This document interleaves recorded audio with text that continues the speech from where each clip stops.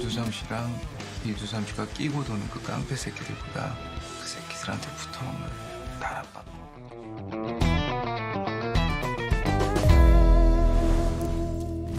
Cerita kali ini adalah kisah nyata yang terjadi di Korea pada tahun 70-an. Seorang penyelundup barang ilegal bernama Lee Do-sam beralih profesi menjadi pembuat narkoba setelah mendapati bahwa bisnis tersebut sangat menguntungkan. Ia yang awalnya hanya seorang pesuruh geng Yakuza, pada akhirnya sanggup menguasai pasar bisnis sabu di Korea dan juga di Jepang. Bagaimana kisah lengkapnya? Langsung aja guys, pasang headsetnya, jauhi tempat ramai, dan ini dia cerita The Drug King 2018. Sabu-sabu adalah jenis narkoba yang dibuat ketika Perang Pasifik berlangsung, dengan fungsinya untuk mengurangi kebutuhan tidur dan memacu keberanian. Saat itu, Jepang menggunakannya untuk kepentingan militer, antara lain agar para pasukannya berani bertempur, termasuk agar pilot kamikaze tak merasa takut saat memasuki garis musuh. Setelah Jepang kalah dalam Perang Dunia Kedua, ternyata para pengguna sebelumnya terus merasa ketagihan. Namun, selang beberapa waktu, pemerintah Jepang melarang peredaran sabu-sabu sehingga para pengedar segera beralih ke kota Busan, Korea. Sejak saat itu, ada satu orang yang berhasil merajai pasar dengan narkobanya yang berkualitas baik. Dan dia adalah Lee Do-sam. 바로 이 남자 이두삼이다. Perjalanannya dimulai di tahun 72 di Busan. Saat itu, Do-sam dikenalkan oleh Si Kang kepada mafia emas ilegal untuk bekerja sebagai pemeriksa keaslian emas yang akan diselundupkan dari Jepang. Setelah si pemimpin mafia yang bernama Doni itu setuju, mereka semua langsung berangkat ke tengah lautan untuk bertransaksi. Sesampainya di sana, Do-sam segera memeriksa keaslian emas itu, namun ternyata tak lama kemudian polisi datang melakukan penggerebekan. Keadaan pun menjadi panik. Semua orang berhamburan keluar termasuk Do-sam yang segera melompat ke laut setelah ia dititipkan emas oleh Doni. Tak lama kemudian, hal yang tak ia duga terjadi. Ternyata para polisi itu masih komplotan Doni yang sengaja untuk mengambil keuntungan. Do-sam pun yang tadinya ketakutan akhirnya naik kembali dan langsung berpesta dengan Doni dan semua anak buahnya untuk membagikan hasil atas penggerebekan palsu mereka. Untuk keluarganya sendiri, Do-sam tinggal bersama istrinya yang bernama Sok-kyung dan 3 anak-anaknya. Mereka tampak hidup bahagia walau harus tinggal di rumah kecil dan sempit. Bahkan untuk hiburan saja, musik dari Piringan Hitam sudah cukup membuat mereka bahagia menikmati kebersamaannya. Beberapa hari kemudian, Do-sam dan sepupunya Do-hwan pergi ke rumah sakit untuk memeriksakan kondisi tubuhnya setelah sepupunya itu ribut dengan geng pelabuhan. Namun tanpa disengaja, Do-sam bertemu kembali dengan Si Kang yang dulu mengenalkannya kepada Doni. Ternyata guys, Si Kang ini meminta bantuan agar Do-sam menyelundupkan sabu-sabu ke Jepang, karena Hineki, yaitu orang yang biasa mengirimkan barang, sedang masuk rumah sakit akibat usus buntu. Do-sam pun pergi menemui Hineki yang ternyata adalah anggota geng Yakuza, sehingga Do-sam sempat menolak karena takut. Tetapi ketika orang itu berkata akan membayar dengan harga mahal, ia akhirnya setuju dan mau membantu. Beberapa hari kemudian, tanpa sepengetahuan Doni tentunya, mereka berdua pergi ke Jepang untuk mengantarkan sabu-sabu yang telah dimasukkan ke dalam perut ikan. Sesampainya di tempat yang dituju, melihat geng Yakuza di sana, mereka berdua sempat was-was dan takut terjadi apa-apa. Namun ternyata pimpinan mereka yang bernama Kim Sun ternyata adalah orang Korea juga. Dengan sedikit basa-basi, Do-sam pun mulai mengambil hatinya, sampai akhirnya mereka akrab dan berakhir minum bersama di sebuah bar.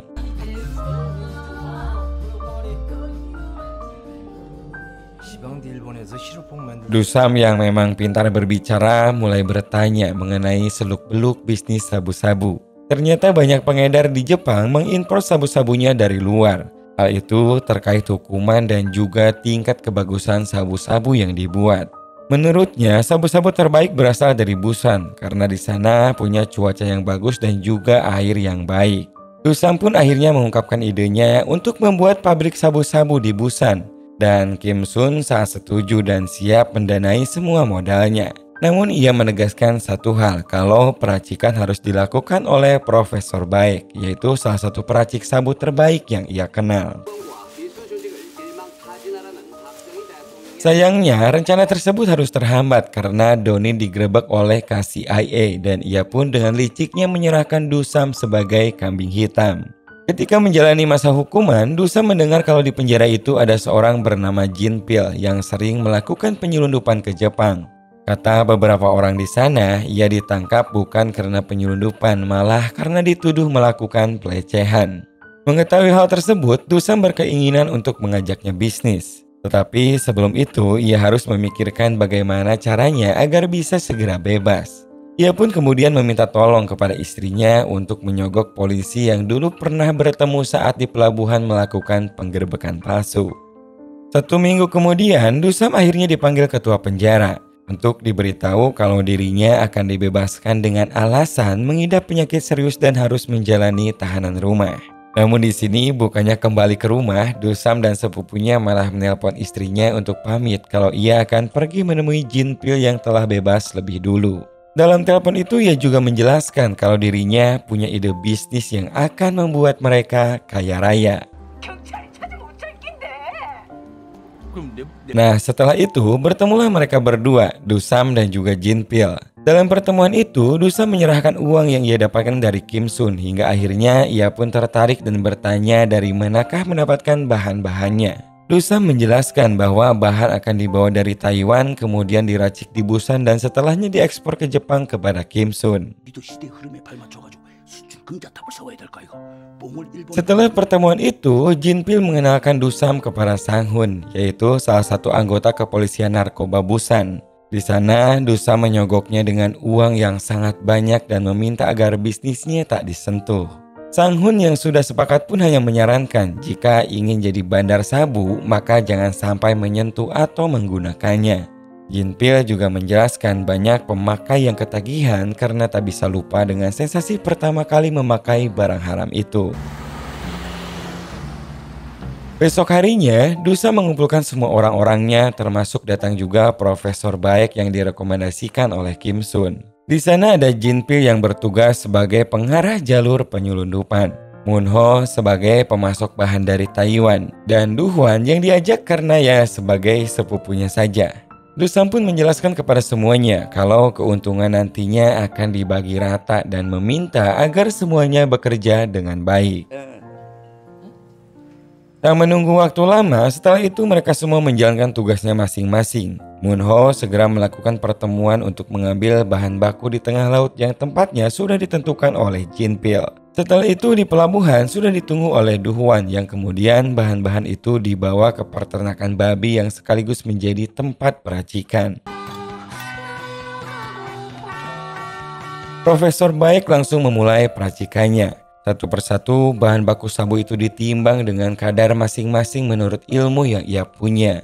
Selama semalaman peracikan itu dilakukan guys. Bahkan sesekali Dusam yang penasaran cara pembuatannya mengintip dari jendela kaca. Sampai akhirnya esok pagi profesor keluar dan kini butiran kristal berharga jutaan dolar sudah siap diedarkan.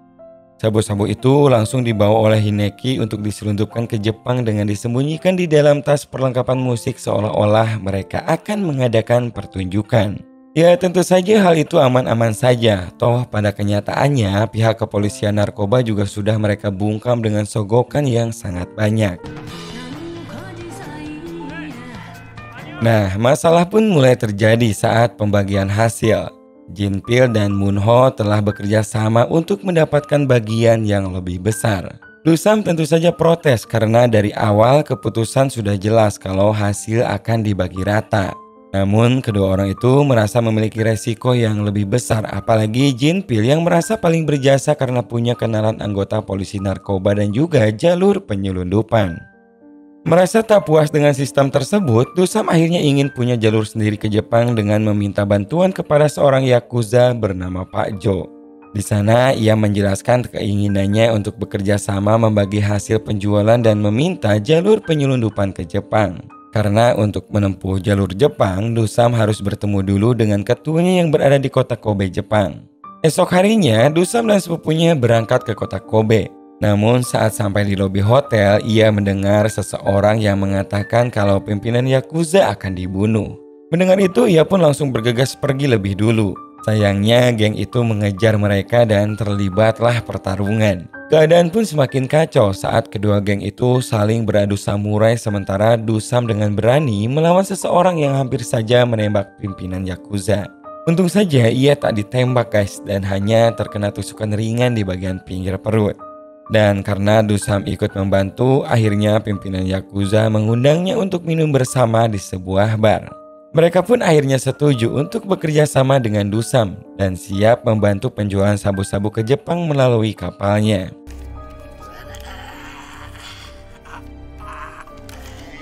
Dua tahun kemudian setelah itu, tepatnya di tahun 74, bisnis Dusam berjalan dengan lancar dan kondisi keuangannya pun kini semakin membaik.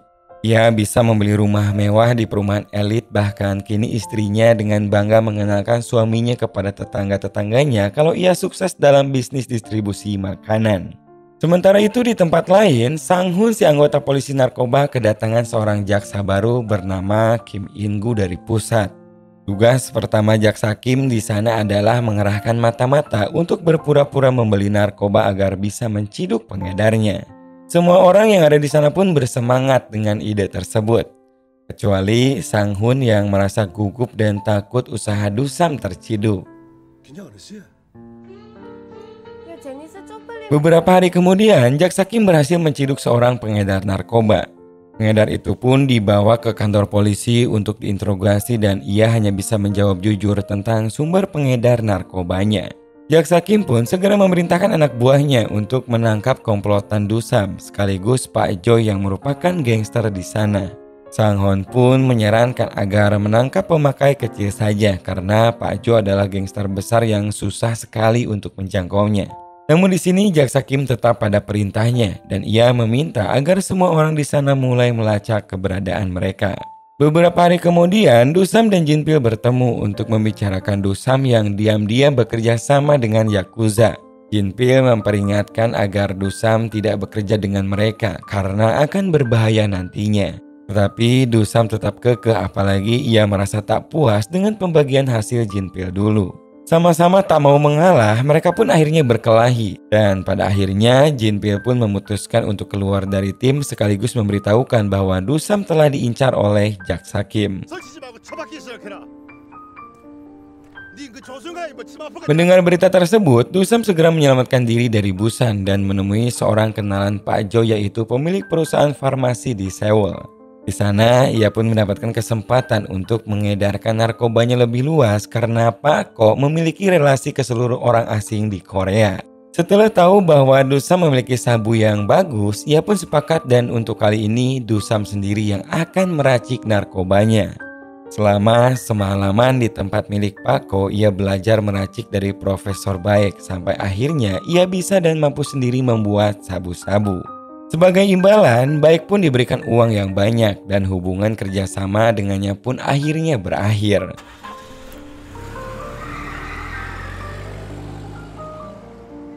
Suatu malam, Dusam diajak oleh Pak Ko ke pesta orang-orang penting. Di sana ia bersama teman-teman barunya berpesta sabu. Namun di sini Dusam hanya minum saja dan tak berani sedikit pun memakai barang buatannya. Pas lagi melayang-layang ini, ia melihat seorang wanita cantik bernama Jung Ah. Pak Ko pun menjelaskan bahwa wanita itu merupakan anak angkat dari Jin, yaitu pimpinan Yakuza tertinggi di Tokyo, serta ia juga memiliki kenalan berpangkat tinggi di KCIA. Mendengar itu, ia pun akhirnya berpikir kalau ini adalah kesempatan besar untuk melebarkan sekaligus keamanan untuk bisnisnya.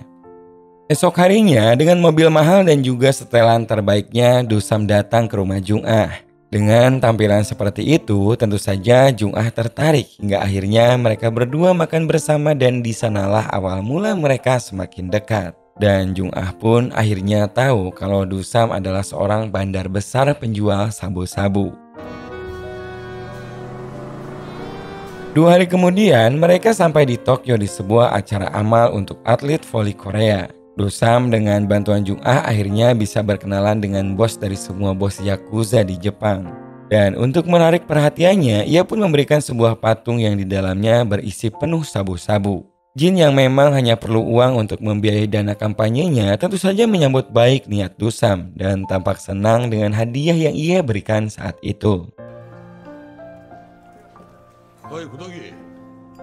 Tanpa ia sadari, ternyata di pesta itu juga ada seorang mantan CIA yang dulu pernah menangkap Dusam saat dijebak oleh Doni. Tak mau menjadi keributan, apalagi ia sampai membongkar masa lalunya, Dusam pun hanya menjelaskan kalau sekarang ia sudah punya bisnis legal sebagai distribusi makanan. Namun sepertinya orang itu tetap tak percaya guys, dan ingin mengajaknya untuk mengobrol lebih banyak lagi. Sepulangnya dari pesta, Dusam tampak tak tenang, dan ia merasa kalau orang itu akan menjadi penghambat bagi bisnisnya nanti. Tanpa pikir panjang, ia pun menemui Kim Sun yang dulu memberikan dana saat pertama kali membuka peracikan sabu. Dalam pertemuan ini, Kim Sun tampak bangga dengan Dusam yang kini mampu mempunyai koneksi ke bos tertingginya. Dusam dengan muka cemasnya hanya mengutarakan kalau saat ini ia sedang diikuti oleh mantan petugas CIA yang dulu pernah menangkapnya. Dan ketika mereka mengobrol itu, benar saja guys, tak lama kemudian orang itu datang mengetuk kaca mobil. Tanpa aba-aba dan rencana, Kim Sun langsung menarik dasi orang itu yang kemudian dibantu oleh Dusam. Mobil pun segera dijalankan dan menyeret orang itu ke dinding hingga tewas.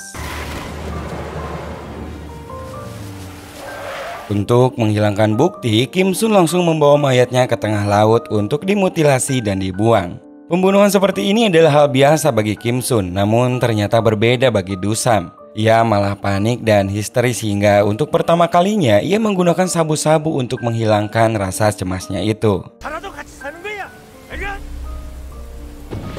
1 tahun kemudian, kesuksesan Dusam semakin melejit berkat kerjasamanya dengan Jin. Hidupnya berubah lebih drastis lagi. Kini ia tinggal di rumah yang besar sebagai raja narkoba yang namanya sudah dikenal oleh para pemakai sabu. Peracikannya ia lakukan di ruangan bawah tanah rumahnya sendiri dan kemudian ia jual dengan diselundupkan melalui kontainer dengan label merek TV. Dengan pasarnya yang besar, kini tumpukan demi tumpukan uang dengan mudahnya ia dapatkan. Hartanya yang melimpah membuat selingkuhannya Jung-ah bahagia dan membuatnya semakin dekat dengannya. Agar tak dicurigai banyak orang, Dusam juga mulai belajar meniru Jin dengan menjadi orang baik. Ia banyak memberikan sumbangan bangunan perumahan untuk pedesaan, bahkan juga memberikan upeti ke setiap petinggi pemerintahan demi menjaga semua jalur bisnisnya tetap aman. Suatu hari, Dusam mendapat kabar dari Pak Jo kalau sepupunya di Busan melakukan pembunuhan. Ternyata setelah ditemui, sepupunya itu sudah dalam keadaan menyedihkan karena ternyata ia menjadi seorang pecandu narkoba. Pak Jo pun menjelaskan kalau ia sudah membantu agar sepupunya itu dimasukkan panti rehabilitasi. Namun satu hal yang membuatnya kecewa, Pak Jo menganggap Dusam sudah lupa akan jasa-jasanya padahal dulu ia yang mulai mengenalkan kepada para bos Yakuza. Pak Jo pun mengancam kalau sampai Dusam berbisnis tanpa sepengetahuannya lagi, maka ia tak segan-segan akan membunuhnya.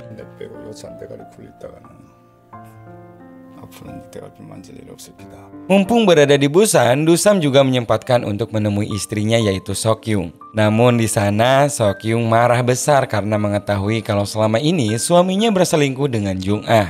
Sokyung merasa kalau kekayaan sudah membuat suaminya lupa akan siapa dia sebenarnya. Dan kalau bukan karena Sokyung, Dusam mungkin sudah lama mendapat hukuman penjara. Sebelum mengusirnya, ia juga mengatakan kalau uang dan keserakahan hanya akan pelan-pelan membuat Dusam hancur. Beberapa hari kemudian, ternyata sepupunya kabur dari tempat rehabilitasi dan ditemukan oleh anak buah Jaksa Kim. Hal ini dimanfaatkan oleh Jaksa Kim untuk memancing Dusam keluar dari persembunyiannya. Duhwan yang memang merasa sudah dikhianati akhirnya setuju untuk melakukan penjebakan. Di malam itu juga Dusam akhirnya datang ke tempat yang sudah ditentukan dan ia pun bisa ditangkap lalu dibawa ke kantor untuk segera diinterogasi. Untuk pertama kalinya Jaksa Kim dan Dusam bertemu. Kim di sini cukup kaget karena ia mendapat banyak kartu nama orang-orang penting. Namun ia tetap yakin kalau Dusam akan berakhir hidup di penjara karena ia berencana melaporkannya kepada Jaksa Agung. Dusam yang mengira Jaksa Kim bisa disogok pun berusaha mengiming-imingi uang 100 juta. Sayangnya Jaksa Kim adalah aparat yang jujur dan ia menolak keras sogokan itu bahkan sampai menghajarnya dengan beringas. Namun tak lama kemudian, anak buah Jaksa Kim datang dan mengabarkan kalau Jaksa Wilayah menyuruh agar Dusam dibebaskan. Dan ternyata jaksa wilayah sudah disogok oleh Jung Ah yang juga sudah menunggunya di luar kantor. Kim masih dengan sangat emosinya mengejar sambil mengancam kalau siapapun koneksinya, ia tetap yakin akan bisa menangkapnya. Merasa kini sudah banyak yang mengancam, Do Sam kemudian menemui salah satu kaki tangan Pak Jo. Ia meyakinkan kalau berhasil melenyapkan Pak Jo, maka ia yang nantinya mengurus bisnis sabu-sabu di Busan. Anak buah Pak Jo yang namanya Pong Nai pun setuju dan segera melancarkan aksinya untuk membunuh pimpinannya. Di sebuah pemandian air panas, penyerangan pun dilakukan. Pak Jo yang saat itu tengah berendam langsung didatangi oleh beberapa orang. Awalnya ia sempat melakukan perlawanan, namun karena kalah jumlah, akhirnya Pak Jo tewas secara mengenaskan ditenggelamkan dalam bak pemandiannya sendiri. Sementara itu, saat ini Korea sedang mengalami masalah serius di pemerintahan karena banyak warga yang berdemo ingin menurunkan Jin, yaitu presiden yang baru. Keadaan pun semakin tak terkendali ketika presiden Korea yaitu Jin tewas ditembak oleh seorang anggota KCIA. Dan kondisi tersebut membuat Do Sam terjebak di Busan karena kini ia tak punya akses ke pemerintahan lagi. Do Sam pun menjadi stres karena satu-satunya orang yang dapat membantunya kini adalah Pak Ko. Namun Pak Ko hanya menyarankan agar Do Sam tetap berada di rumahnya. Do Sam yang mengalami ketergantungan obat pun menjadi orang yang sangat waspada dan sangat pemarah. Ia bahkan menutup seluruh jendela rumahnya agar merasa tetap aman. Tiba-tiba ia mendapat telepon dari istrinya yang tengah bekerja sama dengan jaksa Kim untuk menangkapnya. Saat itulah Do Sam menyadari telah menyanyiakan istrinya dan anak-anaknya selama ini. Jaksa Kim dan timnya segera menggerebek Do Sam di rumahnya. Tetapi Do Sam segera menembakinya dari dalam rumah. Tak mau menyerah, jaksa Kim pun memanggil bantuan untuk mengepung rumah hingga terjadilah baku tembak di sana.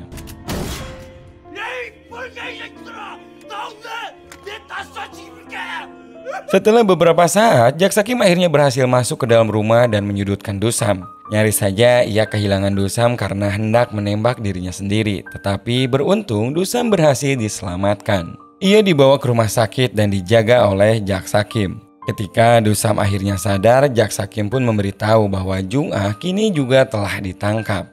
Namun di sini jaksa Kim tetap memaksanya untuk memberitahu orang-orang pemerintahan yang pernah bekerja sama dengannya dengan imbalan Do Sam takkan menerima penjara seumur hidup. Akhirnya, Do Sam memberikan buku berisi daftar nama orang-orang korup yang pernah bekerja sama dengannya. Dan di akhir cerita, hakim pun menjatuhkan hukuman 15 tahun penjara kepada Do Sam.